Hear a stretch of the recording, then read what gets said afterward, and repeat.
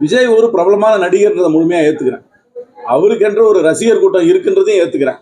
அந்த ரசிகர் கூட்டம் ஒரு ஆதரவு கூட்டமாக மாறுவதற்கு வாய்ப்பு இருக்கின்றதையும் ஏற்றுக்கிறேன். அந்த ஆதரவு கூட்டம் ஒரு வாக்கு வங்கியாக மாறுவதற்கும் வாய்ப்பு இருக்கின்றதை ஏற்றுக்கிறேன். ஆனால் அந்த வாக்கு வங்கி சீட்டா மாறுமான்னு கேட்டீங்கன்னா எனக்கு சந்தேகம் சொல்லுவேன்.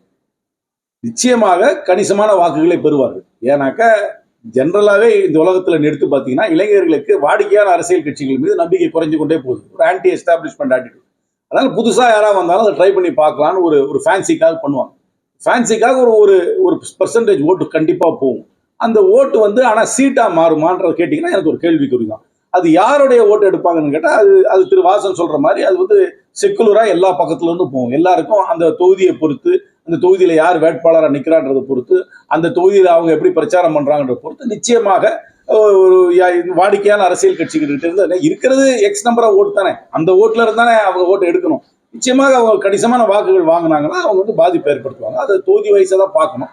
ஆனாலும் இந்தியா கூட்டணி ஒற்றுமையாக இருந்தால் என்னை பொறுத்தவரைக்கும் என்னுடைய கணிப்பு, என்னுடைய அரசியல் கணிப்பு, நான் பார்த்த சர்வே வரைக்கும் இந்தியா கூட்டணி ஒற்றுமையாக இருந்தால் இந்த மும்முனை போட்டியாக இருந்தாலும் சரி, மூன்றரை முனை போட்டி, ஏன்னா மூன்றரை முனைனா என்ன, சகோதரர் சீமான் என்ன போய் ஒரு ஹாஃப் ஃப்ரண்டா வச்சுக்குவேன், அவர் மூன்றரை முனை போட்டியாக இருந்தாலும் சரி இந்தியா கூட்டணி வெற்றி பெறும் என்று தான் நான் நம்புகிறேன்.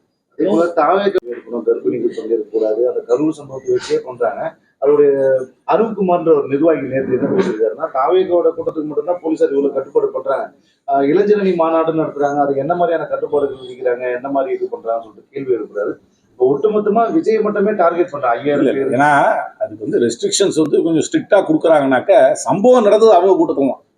மற்றவங்க கூட்டத்தில் சம்பவம் நடக்கல, அதிமுக கூட்டத்தில் சம்பவம் நடக்கல, திமுக கூட்டத்தில் சம்பவம் நடக்கல. சம்பவம் நடக்காத கூட்டத்துக்கு அவங்க ஒரு மெச்சூரா அந்த கூட்டத்தை நடத்துவாங்கன்ற நம்பிக்கையில பெர்மிஷன் கொடுக்குறாங்க. இவங்களுக்கு இன்எக்ஸ்பீரியன்ஸு, அதனால இந்த மாதிரி சம்பவங்கள் நடக்கிறதுனால கொஞ்சம் இன்னும் ஸ்ட்ரிக்டா கண்டிஷன்ஸை கொஞ்சம் ஃபாலோ பண்ற மாதிரி போடுவாங்க. இவங்களை டார்கெட் பண்றாங்கலாம் ஒன்றும் அவசியம் கிடையாது.